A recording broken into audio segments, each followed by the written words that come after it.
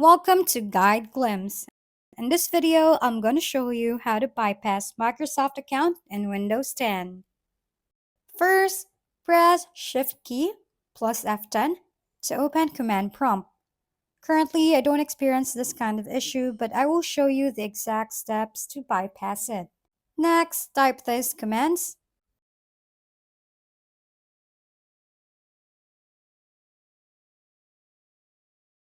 After putting all those commands, the PC will automatically start to reboot.